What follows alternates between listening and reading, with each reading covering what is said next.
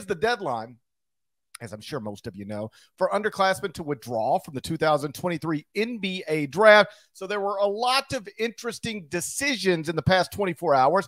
We'll get to the notable ones at some point in this podcast, but the place to start is in West Lafayette because Zach Edey, the reigning CBS Sports National Player of the Year, has announced that he is withdrawing from the draft and returning to Purdue for a 4th season. Deadleg, that means Purdue will remain number 2 in the top 25 and 1 behind only Kansas. Let's start with your thoughts on Zach Edey returning to the Boilermakers. Great news for college basketball because we get the National Player of the Year back for a 2nd consecutive year. Last year was Oscar Tshiebwe. And when we did this kind of pod a year ago when Tshiebwe announced that he was returning, we noted in that one, but as a refresher, we had gone a dozen years where the National Player of the Year, either because the eligibility had expired or they were the National Player of the Year and they wanted to move on along, quite understandably, did not return to college basketball. But now, because of the way that the game is played and having big men whose skill sets are not putting them in a position to be surefire first-round draft picks, with Tshiebwe, who did a year ago, now Edey, we get the most accomplished player in the sport returning to the sport. That's great news for college hoops. There's winners all around here because Purdue has its army of cynics, skeptics, and mockers, and Edey returning is going to cause a lot of people to say, what the hell does this even mean? Okay, you're going to make it to the 2nd round this year. I'm not here for that kind of shade, but it will be shade regardless with that. Edey got some really good looks at the NBA level. I'm going to echo with what our buddy Sam Bassini. We'll see if we can get to him before the pod's over here. It's an emergency pod. We're tight on time, Sam. But I had heard things in the past 24 hours, what Sam tweeted on Wednesday night as well. And this was a very tough decision for Zach. Sometimes you have guys who are conceived to be like 50-50 guys, but in reality, they kind of like just let the string play out for the final few weeks. And it's kind of a open secret that they're going to be returning to school. That's not what this was. And I believe Zach Edey would have been drafted had he stayed in the draft. I think there's a chance he would have been drafted in the top 45 had he stayed in the draft. But for whatever motivations or whatever reasons, and we will eventually find them out as Zach Edey will no doubt be talking about the process he went through and what ultimately led to him deciding to return. It's not just NIL. As a reminder, he is Canadian born, so he will have some NIL coming to him, but he is still in fact, Purdue was right on it. They had an NIL initiative with the Zach is back shirt. Nada's bringing it up right here, right now on the YouTube feed. He still has to go through other processes to get his visa to allow him to be able to earn NIL at a higher clip than he does. So I don't think it's just that, but it's big time news.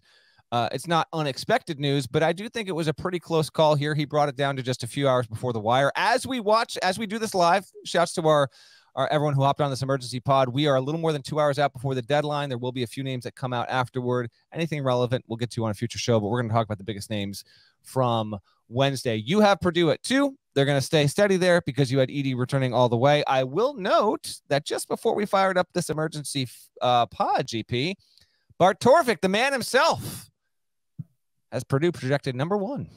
With Edey coming back along with another cast of characters there. And certainly there's a case to be made. It's what I like to see. I think some diversity of thoughts. So Torvik, heading into the season, will not have Kansas or Duke or anyone else in the mix to be number 1. He has the Purdue Boilermakers.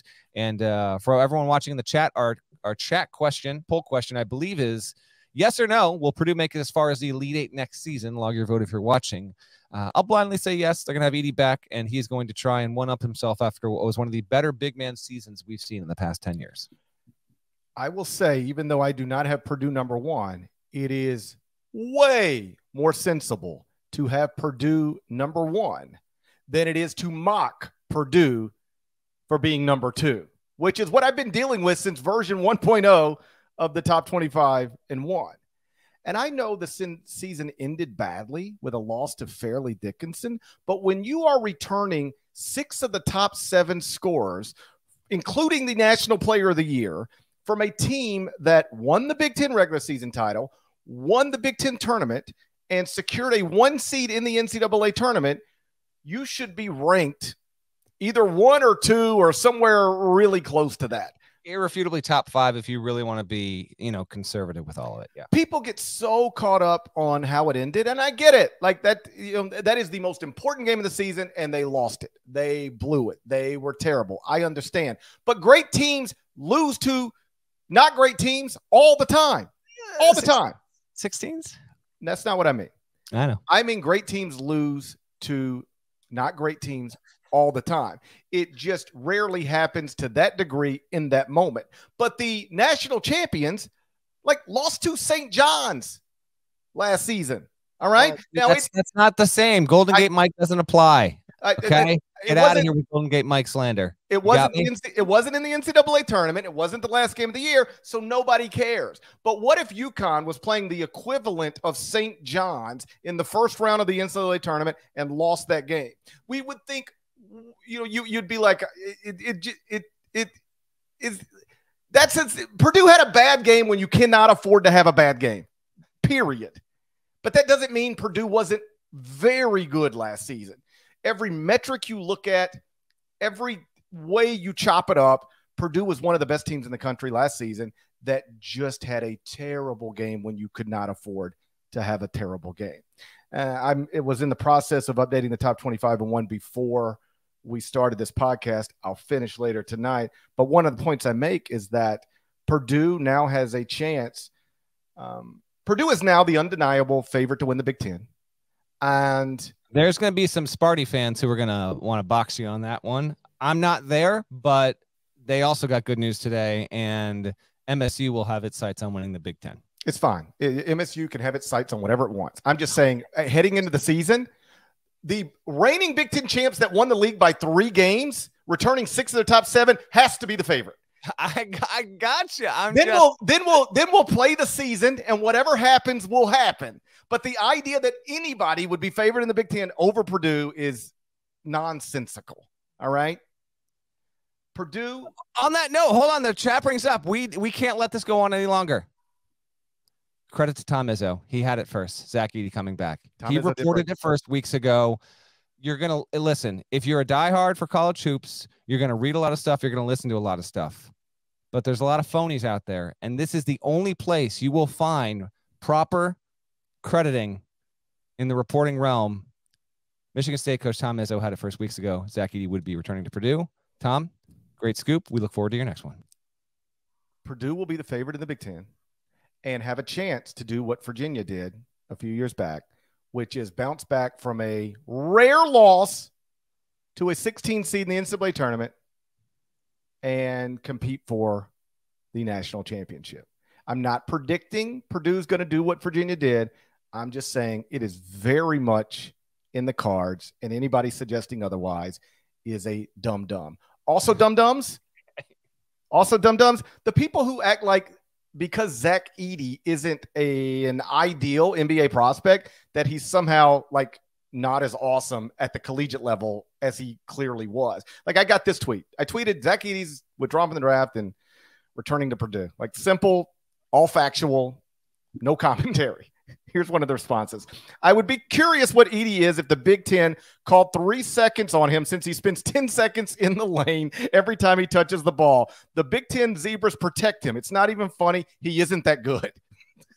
First off, I dare you to find me one possession. Somebody might be able to do this. I might be walking. I might be walking into this. You probably are. I might be walking into this. Somebody send me video of Zach Edey standing in the lane for 10 seconds. I was wrong. I might be walking into it, but I'll put you to the test. If you got a Synergy subscription, get to work. I just listen. He is an awesome college basketball player who is a less than ideal NBA prospect. I agree with you. I think he would have been picked, and I'll let Zach speak for himself unless he asked me to speak for him. I'll let Zach speak for himself when the topic comes up of why exactly did you turn down the likelihood of being a second-round pick to return to Purdue. My guess, perhaps I'm projecting a little bit, but my guess would be name, image, and likeness. He's going to make some money, real money, and also some combination of not wanting your career to end like that, where they lost to a 16 seed, and just balancing quality of life and enjoyment as it pertains to these two possible decisions. Like, do you want to be the 45th pick in the draft? That's where you put the number. It's fine with me. It seems reasonable. You want to be the 45th pick in the draft, sign a 2-year guaranteed deal for real money in the NBA, and then sit on the bench next season. Like, hey, travel around the country and sit on the bench. That's what a 45th pick in the draft does. It sits on the bench. You want to do that, or do you want to play in sold-out arenas every night, including Pinnacle Bank? Just posting up for 10 seconds in the lane. Posting up for 10 seconds in the lane. Being the best player on your team, the best player in college basketball, and trying to not undo what was done last March, but change the ending to your Purdue story. Don't be the national player of the year who lost to a 16 seed in his final game at the collegiate level. Be a 2-time national player of the year who led Purdue to the Final Four for the first time since, I believe the number is 1980. Correct. Yes. To me, again, these players, I will always say this. I didn't believe this when I was young, but as you get older, hopefully you get wiser. And I now 100% subscribe to this. These players can do anything they want. It doesn't matter to me. I'm worried about my kids, not anybody else's. But if you allow me to lay out the options for me, or if it were one of my children, it would be crystal clear what we're going to do. Being the 45th pick in the draft is always going to be there for Zach Edey. All right? He could be the 45th pick in the draft next year or the year after, or the year after, the year after. But having an opportunity to spend this next season in college, doing all the things I've already discussed, that's something if you leave, you never get it back.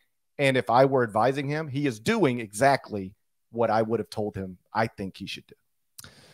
Edey announced his return on Twitter with a tweet that said "run it back," and then the recycle emoji and the Wolf of Wall Street gif. I mean, it's solid. How are we feeling about that gif usage in 2023? Has it reached its saturation point? I think it's pretty well known. It's Leonardo DiCaprio. That's fine with me. I mean, as a 46-year-old man, I don't think I'm in any position to be ranking gifs or anything else. The best announcement that a player was coming back happened earlier this week. We'll get to that later in the show. But nice and efficient for Edey. Last season, he averaged 22.3 points, 12.9 rebounds, 2.1 blocks, and became the first player in college in at least 20 years to average 22 points, 12 rebounds, 2 blocks a game. He also, this is wild. This is according to Purdue, and I checked in earlier on this to make sure this was accurate, and it is. So Edey ranks 6th nationally in scoring, 2nd in boards, 19th in blocks per game, 21st in field goal percentage. He's only one of 5 players in the last 30 years to rank in the top 25 in those statistical categories, and he's the only one in 20 years to do it. Trivia time? Okay, let's go. All right, let me give you a hint here. So only one other player, it's crazy to think about, but evidently true. Only one other player in the past 20 years has finished, I'm not talking top 5, top 10, top 25 in scoring, boards, blocks, and field goal percentage. You would think like dominant big man kind of come in and out. There wasn't more than one guy in the past 20 years that did that. There was not. Who was the player? You get 2 hints. Okay. Did not play in a power conference. All right. And had his 15 minutes of fame because he was on a team that made the tournament and they made a little bit of noise. And this would have been anywhere between 5 and 15 years ago to give you a window. Okay. It's a lot to process. A lot to process. See if you can get it in 3 guesses. Non-big, 6 big. Got some good run, some good pub for what he helped do. Was a good player too. Was a genuinely good college player. This sounds like Omar Samham. It is bingo, bango. Did I get that? Dinner. Holy shit! How did I know? How did I know that? Oh, you're so happy. You're so excited. The hints might have been too good. Omar Samhan is that dude. He is the only player in the past 20 years other than Edey to finished top 25 in scoring, boards, block shots, and field goal percentage in the same season, joining the likes of such legends as Central Michigan's Chris Kaman in 2003, Michael Olowokandi, the Candyman, #1 pick in 98. And then Tennessee State's Carlos Rogers did it in 94. Who did not know that? He's coming off a huge year. We'll tie it up on this before we move on to the Kentucky stuff. And speaking of Kentucky, you and I had a little bit of a tete-a-tete back in October of last year when I did not vote for Oscar Tshiebwe for National Player of the Year because, one, traditionally we almost never get that. And two, I just didn't. I wasn't convinced that he was going to be able to put up numbers that match what he did the season before with the roster that Kentucky had. But I'm going to declare right now, I will pick Edey for National Player of the Year in the preseason this season because he was so good and he's continued to get better. And while there could actually be some more production around him as those guards get older, he was his dominance was different than Tshiebwe's. And obviously he's a larger human. I think he's going to be an even better passer. I think he'll probably, here's the scary part. Like he was a pretty good defender. He's going to probably be monstrous. If he wasn't that already, like, I think he's going to grow to that. So we must be in agreement here, right? GP, like it can only be him considering just how dominant and prominent he was for the entirety of the season. Correct? Correct. I'll be logically consistent here. Purdue has to be the Big Ten favorite based on the fact that they won the Big Ten by 3 games last season and are returning 6 of the top 7, including the National Player of the Year. Similarly, Zach Edey has to be the preseason National Player of the Year because he was the unanimous National Player of the Year this season. He's back and his team's preseason top 5. Like, What do we even like? There's no real conversation to be had. Yeah, I was open to the conversation last year. I can't get there with anyone else heading into this season. It's got to be Edey across the board. Yeah, you like, and then same thing I said about the Big Ten race. And then we'll start playing games and we'll see how it goes. But I don't know how you could make an intelligent argument for anybody other than Zach Edey preseason National Player of the Year. Can we circle back to that Omar Samham thing? Sure. That was wild. It was wild. It was a great call, man. If I hadn't given you Big Six, non-Big Six player, I'm not sure you would have gotten it. But if you wouldn't have said not, honestly, I was preparing my answer. If you wouldn't have said did not play in a power conference, I would have said Leaky Black. Okay. But when you limited it, I just started trying to think of front court players who played on teams and he just popped into my head. I don't even know how that happened. Sometimes things happen in this world. You don't even know how they happen. That was what we all experienced that together. A thing that happens. Hey, huge news for Purdue. But you know who might be the polar opposite of Purdue on this day of all days? It could be the Kentucky Wildcats.